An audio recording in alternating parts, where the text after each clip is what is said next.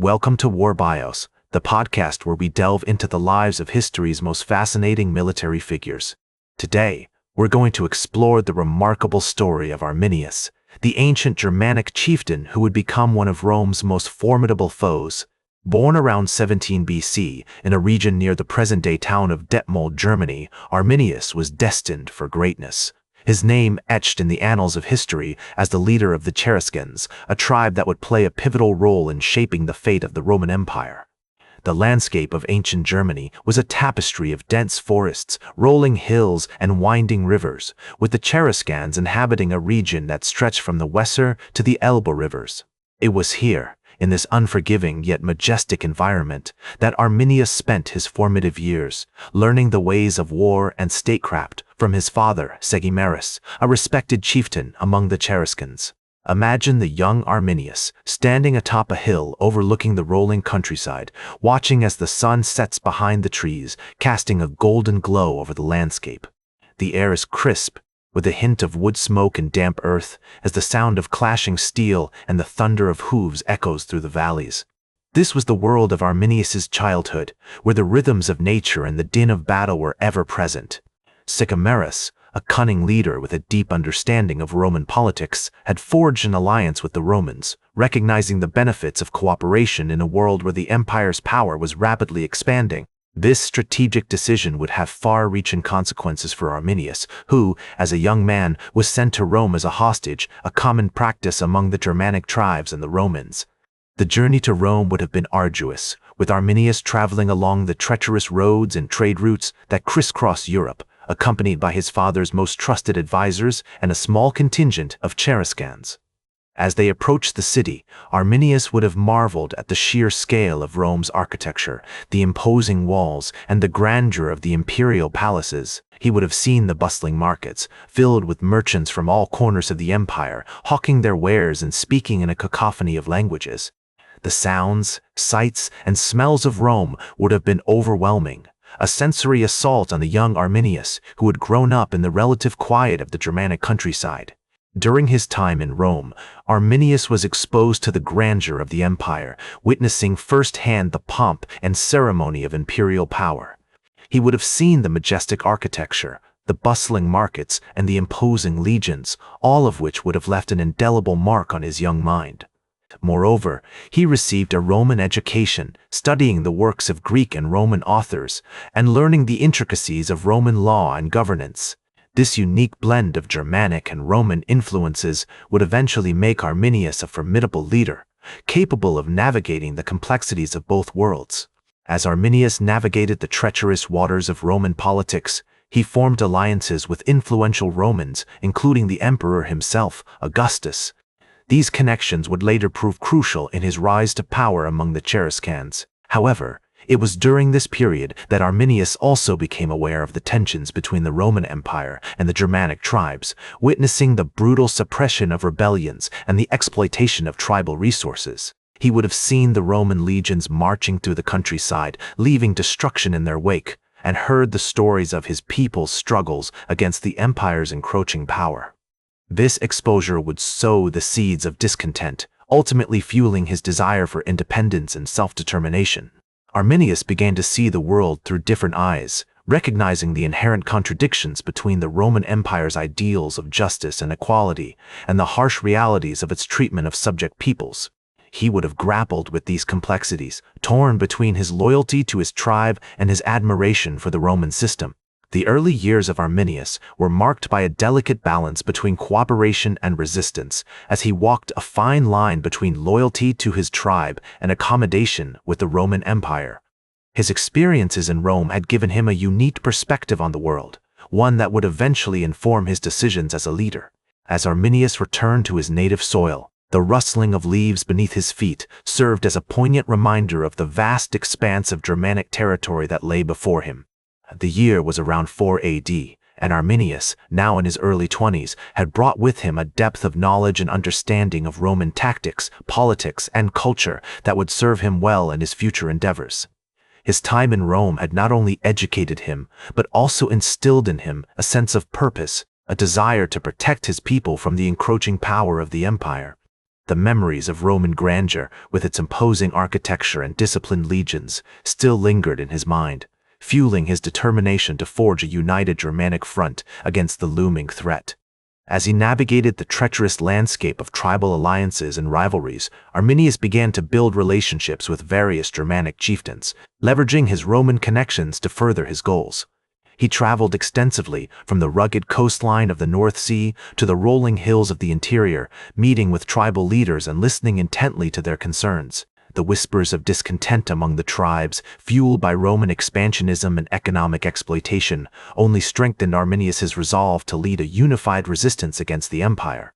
One of the most significant events of this period was the Battle of the Teutoburg Forest, which took place in the autumn of 9 AD. It was here that Arminius, now a seasoned leader, orchestrated a devastating ambush against the Roman legions led by Publius Quintilius Varus. The Roman forces, confident in their superior training and equipment, had marched deep into Germanic territory, intent on crushing the rebellious tribes once and for all. However, Arminius, familiar with the terrain and the tactics of the Romans, had carefully planned a trap, using the dense forest to his advantage. The air was heavy with tension as the Roman legions marched through the narrow trails, their armor glinting in the fading light of day. The trees seemed to close in around them, casting long shadows that stretched and twisted like skeletal fingers. Suddenly, the silence was shattered by the sound of clashing steel and the cries of the wounded. Arminius's warriors, hidden behind a screen of foliage, unleashed a hail of arrows and javelins upon the unsuspecting Romans, cutting down their ranks with ruthless efficiency.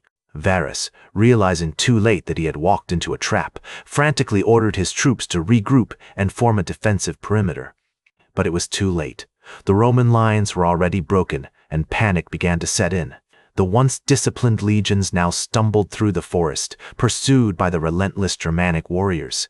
As night fell, the slaughter continued, with Arminius's forces pressing their advantage and the Romans fighting for their lives. This victory cemented Arminius's reputation as a brilliant military strategist and a champion of Germanic independence. He had dealt a significant blow to the Roman Empire, one that would be felt for generations to come. As the news of the battle spread, tribes from across the region flocked to his banner, eager to join forces with the man who had humbled the mighty Romans.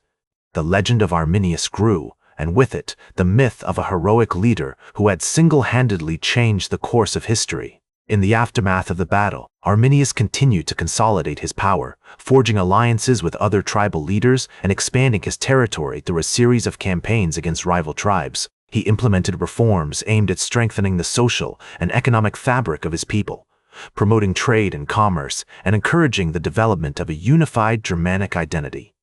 The once fractured tribes began to coalesce around a shared sense of purpose, with Arminius as their unifying figure. However, despite his many successes, Arminius faced numerous challenges, including internal power struggles and external threats from neighboring tribes and the Romans, who were determined to exact revenge for their defeat. In 15 AD, he clashed with the Roman general Germanicus, who had been sent by Emperor Tiberius to avenge the defeat of Varus. The two armies met on the banks of the Weser River, where Arminius once again employed his cunning tactics, using the terrain to his advantage and inflicting significant casualties on the Roman forces. As the years passed, Arminius continued to navigate the complex web of alliances and rivalries that characterized the world of ancient Germany. He remained a thorn in the side of the Roman Empire, always pushing against the boundaries of their power and seeking to expand his own territory. His legacy as a great leader and a champion of Germanic independence would endure for centuries, inspiring generations of warriors and statesmen to come. In the words of the Roman historian Tacitus, Arminius was a man of noble birth, brave in battle, and possessed of a keen intellect. He had single-handedly changed the course of history, forcing the Romans to re-evaluate their strategy in Germany and paving the way for the eventual rise of the Germanic kingdoms. As his reputation grew, so did the myths surrounding him, with some claiming that he was a demigod, born of mortal and divine blood. Whatever the truth may have been, one thing is certain: Arminius was a force to be reckoned with, a man whose name would become synonymous with bravery, cunning, and leadership. As the years went by, Arminius continued to lead his people with wisdom and strength, always mindful of the threats that lurked beyond the borders of his territory, like a sentinel standing watch over a sacred land. The misty dawn of each new day would find him pacing the banks of the Rhine, his eyes scanning the horizon for any sign of Roman aggression, his mind sharpened by the weight of responsibility and the burden of his people's fate. He had become a legendary figure, revered by his own people and respected by his enemies, who whispered stories of his cunning and bravery around campfires and in hushed tones. Despite the many challenges he faced, Arminius remained committed to his vision of a unified Germany, free from the shackles of Roman domination, a dream that burned within him like a fire that could not be quenched. He was driven by a fierce determination to protect his people and preserve their way of life, to safeguard the ancient forests, the rolling hills, and the sparkling rivers that had given birth to their culture and nourished their souls. The echoes of his victories against the Romans still resonated throughout the land, a reminder to his people of their strength and resilience, and a warning to their enemies of the ferocity and cunning that lay in wait for those who dared to challenge them. One of the most significant events of his later life was the campaign against the Roman general Germanicus, who had been sent by Emperor Tiberius to avenge the defeat of Varus and reclaim the lost eagle standards. The two armies clashed on the banks of the Weser River. The water's edge churned into a frenzy of mud and blood as the warriors of both sides met in a maelstrom of steel and fury. Arminius once again demonstrated his tactical genius, using the terrain to his advantage and inflicting significant casualties on the Roman forces, who were weighed down by their heavy armor and hindered by the treacherous terrain. The sound of clashing steel, the scent of sweat and blood, and the cries of the wounded filled the air as the battle raged on, a chaotic melee that would decide the fate of nations. Although the Romans were ultimately forced to withdraw, Arminius knew that the threat from Rome was far from over, that the eagle would one day soar again, its talons outstretched and ready to strike. He understood that the Romans would not rest until they had reclaimed their dominance over Germany, and that his people would have to remain vigilant and prepared to face the challenge once more.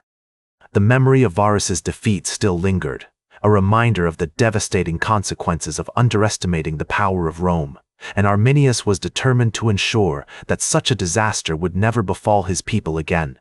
In his final years, Arminius turned his attention to consolidating his power and securing his legacy, working tirelessly to promote trade and commerce, encouraging the development of a unified Germanic identity, and fostering a sense of shared purpose among his people. He traveled extensively throughout the land, meeting with chieftains and elders, listening to their concerns, and offering guidance and counsel.